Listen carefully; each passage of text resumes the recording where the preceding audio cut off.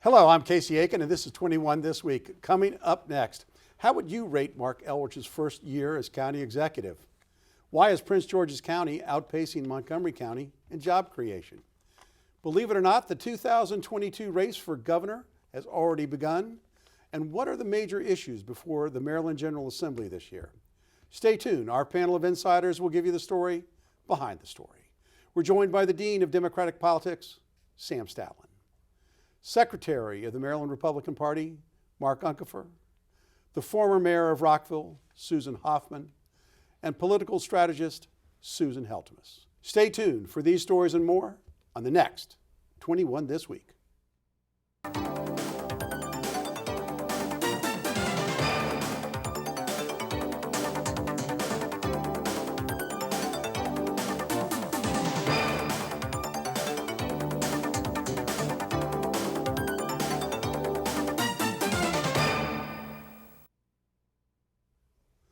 Last year at this time, our panel was discussing what we could expect from a new county executive and 4 new members of the county council. There were trepidations that Mark Uncapher, who had a reputation as a maverick as a council member, would find it hard to be an executive and a challenge in dealing with the council and the business community. There was also concerns that the progressive nature of the new council members would lead to extreme proposals. Sam, you were a strong supporter of Mr. Elrich when he came into office. When he ran for office. How would you rate his performance? Casey, I'm still a strong performer of Mark's. I think he's done an absolutely dynamite job. No increases in taxes, tremendous inroads with the business community, money for affordable housing. The list goes on. Mark is doing a dynamite job. And what is the evidence that he's made inroads with the business community, Sam? Well, you look at the Economic Development Office that has just been redone, and they're setting up business development for minority groups. You take a look at the businesses that have come into the county. You take a look at the reworking of licensing and permits, making it easier and a more friendly place to do business. And those are just a few examples. I think one of the things that he did is he went out with Sid Katz, who is a business person, and went around the county talking about what the needs are. And I might also add Ben Wu, who is the new Director of Economic Development, was with the state. He's a native of Montgomery County. And the good thing is he has connections with Governor Hogan and state government, which Mark doesn't especially have. And the next thing that he needs to do is workforce development is being reorganized. It's been run into the ground, and we can't have economic development without workforce development, so I hope they're as diligent with that. Let's talk about evidence-based analysis for how we're doing, and we'll talk about it later, but Montgomery County used to be the engine of this state economically. That's something we can't say anymore. As we'll talk about, Prince George's County is actually producing more jobs. So then why don't we wait for the conversation? We are still the engine. No, we are still the engine. The economic engine in we're this really not. In I mean, this look at the state. data. If you look employees, we're going to deal We're with going to deal with it, but I think the point that Mark is making is we've heard a lot of platitudes from Sam and from Susan.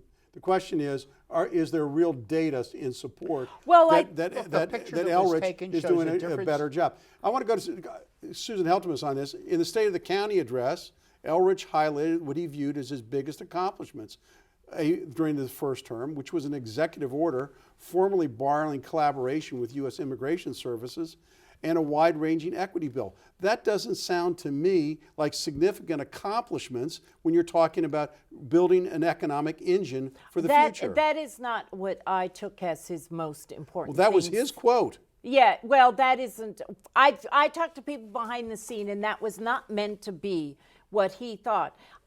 Susan used the word aspirational. Yes, he has said that not only do we need to look at policy, but we need introspection in how we do government. The thing that he pointed was that not everybody has an equal quality of life in the county, but he talked about other things. And I think that he is serious about economic development, and I think when the county changed economic development from within the county to out of the county, it was a good thought. They brought the absolutely wrong person in to head up that county. He was from Florida, didn't know what he was doing.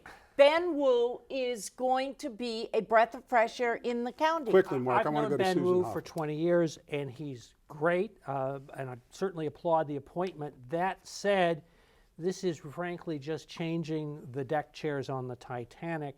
This is not a perception problem. This is a problem with the fundamental policies of the way Montgomery County approaches And business. Sam- Hold on, Right. I want to go to But Susan Mark Hoffmann on wants- this. Okay. Mark wants to hear anybody who receives a phone call about economic development or a project, he wants that person to say, yes, how can we help you? All right, so that's great. That leads into my question for Susan Hoffmann, which is in the State of the County address, Mark Uncapher promised a lot of things to a lot of people. He had promised he would advocate on behalf of youth and family, economic growth, environmental initiative, traffic, housing, affordable housing, safe neighborhoods, and streamlining government, local government. Now, those are all great plans. How is he going to accomplish this? We already have heard from Susan Heltemes that Mark doesn't have a great relationship with the governor.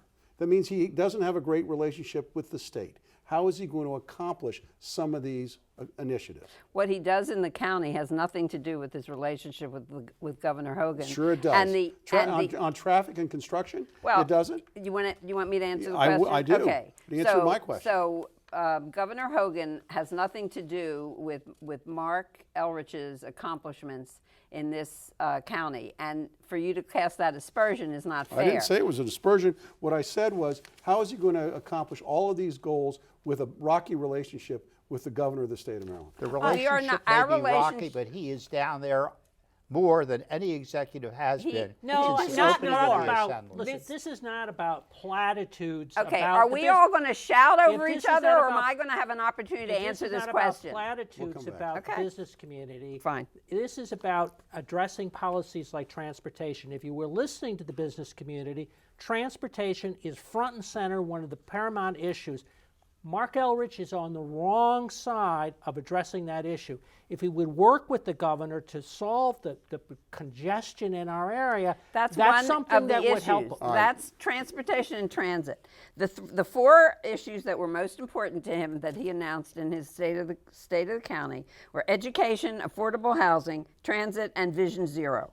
In the capital improvements program, he's designated $20 million for affordable housing. These are all local things. This has nothing to do with the state. Because he did step in, the governor changed his tune a bit and is working with the Bridge First. And that was an initiative that Mark was pushing, and the governor changed his And tune. it's not just Mark Uncapher. It was our Our legislators. council- our it was the council county too, council. Tom It was Hucker. park and planning. It was all of them. And everybody stood up to the governor because it was a terrible plan. Okay, well, we've got your word on that. Now, Mark. There's a lot of people who agree with One me, of not Elrich's my stated word. goals was, when he took office, was to allure top-level companies to Montgomery County. Yet this week, it was reported that neighboring Prince George's County created greater job growth than 2019 with their program that Prince George's County is open for business. So are our county leaders sending the right message that Montgomery County may Again, be open for it's business? not an issue of the message. It's an issue of the fundamental policies. Let's take the energy tax. Montgomery County puts itself at an immense competitive disadvantage to other jurisdictions because it's so much more expensive for office-intensive businesses to be located here. Prince George's County is eating our lunch. That's to one extent, but Virginia has for a long time been doing much better than our area. And Mark Uncapher has not done anything to address that issue. Having, meetings and confabs without changing the fundamental underlying policies isn't going to Wait a create minute, a problem. he has a new employee who changed 400 and some page document for starting a business in the county down to 91 pages. That's a big deal. And the other thing is, Susan, I there- talked there- to Tom there- Hucker on Wednesday, And I said, what the heck is going on with Prince George's? And he said, well, for a long time, they have had big plots of land around metros, and now it's falling into place. And this was expected. But there are differences on the whole with a lot of jobs in Prince George's versus those in Montgomery County. And there's a lot of open land that's available. And that's it's not true much here. cheaper. It's much cheaper. I want to address Mark's comment, because there are proposals in this county council to impose mandatory solar panels on all new construction. These are added costs that'll discourage housing development. It'll discourage development of office buildings. You've got to look at the net effect. It's not just enough to say Montgomery County is a wonderful place to be. You've got to see what the costs are. Okay, let me jump in on that. If you read through, Let me jump in on that. If you read through that article, it would say that builders have abandoned Montgomery County because it's too hard You to haven't work looked in. around too- to see okay. everything being built. There's two different issues here. Ladies and gentlemen, we Yes. have to go to a break. Well, you just And we opened are, it up. And we are not going to have the time to talk about the 2022 race, but we may hold that over till we come back from this short break. When we come back from this short break, we're going to talk about the race, and we're going to talk about what the heck is going on in Annapolis that you need to know about. Stay tuned. And welcome back. The annual tug of war between Republican Governor Larry Hogan and the Democratic-controlled Maryland General Assembly began in earnest this week as the governor announced a $48 billion budget that emphasizes economic development programs at the Port of Baltimore, stemming violent crime, and expanding pre-kindergarten education without an increase in taxes. While the legislature, under the new leadership of Senate President Bill Ferguson and Speaker of the House Adrian Jones, have different proposals that conflict with those of the governor. Susan Heltemes, education reform and school construction seems to be the most hotly debated topic following the Kirwan Commission's recommended reforms. The governor is pushing back hard on the cost of these reforms. What's going to happen there? Well, the one thing that the governor and the legislature has in common is they both want to do a blitz on school construction. And the Kirwan part of it has to do with school construction. It is going to be a very interesting discussion. I've heard it before. I mean, I've said it before. It's going to be probably the biggest debate going on in the legislature. On the whole, the Montgomery County delegation is supportive. Tain't necessarily true in all of the state. The governor is going to intervene. And all I can say is to be determined. If we knew, we'd be omnipotent. And Well, he's announced that he thinks it's too expensive. he does. But you know what? He's going to work. They have to work together. And I think it's going to be one of those things where they give and take. But I do know that after this session, there will be more money in school construction from wherever it comes. And Thanking that's Mark critical. for going down there, working to get more of our dollars back to Montgomery County. But the governor also is following the polls. And while education is important, crime is the most important issue, and he's going to fund that over education. And I think that's something that people need to be aware of. Secondly, coming back to where we were before, there's a lot of economic development going on. 4 major companies are coming into Montgomery County with over 400 jobs within 5 years. But with the back to the governor, because of maintenance of effort, you can only do so much cutting. And you know the governor needs Maintenance of effort in education. That's Yes. right. And so I think that one of the things that the governor realizes and what we need to realize in Montgomery County, jobs don't come if you don't have workforce development. And that has been a sore need for the last couple of years in Montgomery And County. good public education. And it's improving. Pardon Mark? me? And improving. What we haven't addressed is the Kirwan Commission recommendations, which over 10 years is what, $32 billion of increased spending. Frankly, Montgomery County would do very poorly under the proposals that would have. We have potentially a massive amount of tax increases, and that really is one of the fights that is going to define this And I session of the personally legislature. don't like the idea of an unfunded mandate. I think if you're going to pass a bill like Kirwan, you need to find the funding for it with the passage of the bill, not after the fact. Well, Dan which Snyder unfortunately thinks is the that- governor's argument, and I think a lot of people in the state agree. Well, we're with going to it. talk about this because Susan Hoffmann, while Jones and Ferguson have promised no new taxes this year in their first year in leadership, there are proposals to increase revenue such as legalized sports betting and a tax on digital advertising paid to social media platforms. Is this the magic bullet? Because there's one recommendation that there's $100 million if we start taxing internet advertising. So the legalized gambling is back again, and it's very likely going to pass. Dan Snyder as is you- putting his force behind But it. as our viewers need to know, you have to, even if it passes in the House and the Senate, it will have to be put to referendum. So it will be on the ballot in November, even if it passes. But it is very likely to Look, pass. I think the sports, all syntax- gambling, the camel's nose is under that tent long time ago, and it passed. Once you have casinos, sports gambling is not going to be And what's being proposed is prohibited. a sin tax. The technology tax is a different story because in the end, the consumer buys the technology online and winds up paying the taxes. So, Mark, one of the issues addressed by Governor Hogan is the exodus of Maryland retirees, and the net effect is that the people who are leaving Maryland are higher income, pay higher taxes than the people who are moving to Maryland. And he has proposed a $1 billion tax break for Maryland retirees. Is it going to pass this year? I hate to say it, I doubt it very much. This is a legislature that's looking for additional revenues.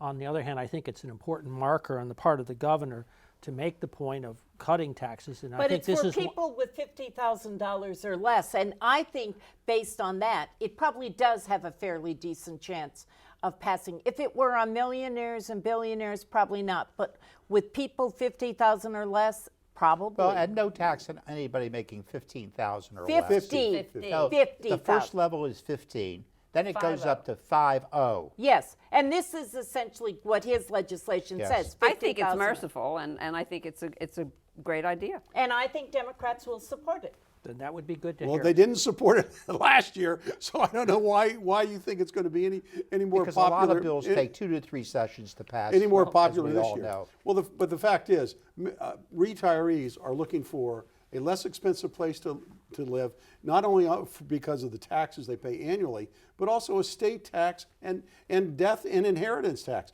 Maryland is only one of 5 states that have dual taxing when you die. There's a problem there. Well, for most of us in this panel, it's not really going to matter. Right. though. I don't think the inheritance not tax at is that applicable level. to the group that you're talking We're about. not going It's to. getting a break on I retirement may be wrong, income. but I think it's not going to affect us. But look, people look at those choices when they are making decisions where they want to live and where they want to retire, Absolutely. and possibly where they want to die. Well, that's why I Sam, think it's gonna I'm going to pass. talk to you some more now. And when they wanna There die. are 2 significant proposals dealing, Susan, your prognition, with health care this year. The first is the death with dignity legislation that almost passed in the last session, and a ban on flavored vaping products. I think both will pass. I think death with dignity should have been passed last year. The vaping absolutely should be passed. It's going to be passed at a federal level It has and been. also state by state. However, the most important legislation with health care is to take our statutory Maryland health care reform and incorporate 2 elements of the Affordable Care Act, which is age 26 children can remain on a parent's policy, an absolutely guaranteed issue for individuals. That'll protect everyone in the state of Maryland from federal policy, regardless of what happens. And why is the insurance industry supporting it? Because they're living with those 2 mandates under federal law, and they're making a profit. All right. And I do hope that the state gets its act together with medically assisted suicide, because it's time. I mean, when you think about the people and the process, it isn't like someone lightly goes in and says, Doc, I'm ready to die, give me meds. It's a very long process, and for people who are suffering, there should be some Well, I think dignity. frankly, I think there needs to be a discussion about the morality of assisted suicide. Well, then, have you seen people who have suffered ignominious Yes, death? I have. Well, I will And say... what I can tell you is that taking a life, whether even if you think it's a noble cause, is a serious But matter. if you and make should that not be- choice and shouldn't- yourself, and it that's- shouldn't be. It I should be believe- between you and your God, not you and your state. With You the help should- of your doctor. That's well, right. that's the issue. Well, is that's it- the it- issue. Yes. I mean, you're putting a physician in a compromised moral position. Well, you He don't doesn't have have to. to make the choice. Just like doctors don't have to do abortions, if I mean, you can find doctors who care. I have had this conversation with all my doctors, and they have all said that it is up to the individual doctor. Personally, none of them had a problem with it. And it's like, This isn't a simple choice of do not resuscitate. This is a decision that has to be taken. And yes, I know you're saying that there are people in great pain and are medically desirous of wanting to take their own life. It's not an easy decision. but how can and you? I'm not sure the legislature should be the one that mandates But Casey, taking this of life. really what this does is it legalizes common practice today. Because if a person is very, very ill and they're in a care facility, they are helped to die. But you shouldn't have to be that It's far. a They're helped to slippery die. slope, Sam, to saying the government who is paying your health care says, well, all right, if you not have the an government illness, that's saying if that, you're it's an the illness, patient that's we're going making the to choice. No, have it doesn't the go right there, to but determine. you It's know up to the what? compassionate We care have to physicians talk and about nurses. end of life issues more, and it isn't taboo. People should have control over that. We had the same kind of conversations about gay marriage, and the state hasn't fallen apart because of it. Well, we've got 30 seconds before we have to go to parting shots, and I want to start with Sam. Can you believe that the election process for 2022 has already begun, and we haven't even gone through the election for 2020? Yes, Casey, I can, because what's really going on is that Peter Franchot is running for governor. The governor was talking about running against Van Hollen. That's not going to happen. And what I'm hearing behind the scenes is that Steny Hoyer may retire and the governor may run for Congress, which gives him a better shot because that election is held more in Hogan territory than throughout the rest of the state where he doesn't have a chance for statewide office. Do you agree that he doesn't have a chance for statewide office? He's already there, He's Sam. already won twice. We'll see what happens Not in at 20. the federal level, and Not he's at the also federal. he's Not also against Well, Chris Van ladies, Hollen. under a microscope for a lot of things thank that you. have come up Susan. lately. Thank you, Not Susan. against Chris Van Hollen. No, No chance, no. way, I no think how. We're the going to parting governor's under shots. the microscope. Save your thoughts for parting shots when we come back from the short break. And welcome back. Now with parting shots, Susan Hoffmann. Kudos to Adam Schiff, who was the chief manager on the House side in the impeachment trial on Thursday, January 23rd. In his closing, he was so inspirational and so well spoken that I think his speech for that night will join the pantheon of inspirational speakers in the category of Abraham Lincoln and Franklin Roosevelt and Martin Luther King, and I, for one, was very moved. Thank you, Susan. Susan Heltemes, your parting shot. I want to continue on with what Susan is saying, that truth and right matters is what he says. And in this trial that deals with abuse, betrayal, and corruption, it matters. Truth and right matter. And I think that by the time this is through, the Republicans are going to have to think long and hard, because if a president can get by with telling no papers, no documents, nobody's going to testify, anything can happen, and equal branches of government will no longer exist, and we will have tyrants, and our republic will be gone. Thank you, Susan. Sam Statland, can you top these two ladies? Truth does matter. It matters a lot. So let's focus on Montgomery County for a minute. The truth is that Mark's been in office for a year. He is making tremendous strides. He's helping the business community. He's helping homeless. He's helping housing. He's helping transportation and doing a lot of good things. So if you want things to matter for Montgomery County, let's stop complaining and get behind Mark and help him on his goal for a really robust Montgomery County. Thank you, Sam Statland. Mark Uncapher, you get to be at cleanup tonight. Thank you very much. Over the next month, the Charter Review Commission will be holding a series of listening or meetings or hearings on the subject of the composition of the county council. There are a number of proposals that have been floating around, some of which would involve going to single-member districts for all 9. There's also some discussion that the county executive has put in for a mix of districts and at-large. This is the opportunity for the public to weigh in on what the county council ought to look like after the next redistricting and in the next election cycle in 2022. Thank you, Mark. I want to thank the panel for being here tonight. Great discussion. So lively, we didn't even get to cover everything tonight. I guess we'll have to do this again next week. So I want to thank you, and I want to thank the audience for tuning in each and every week to Montgomery County's hardest hitting political talk show. For 21 this week, I'm Casey Aiken.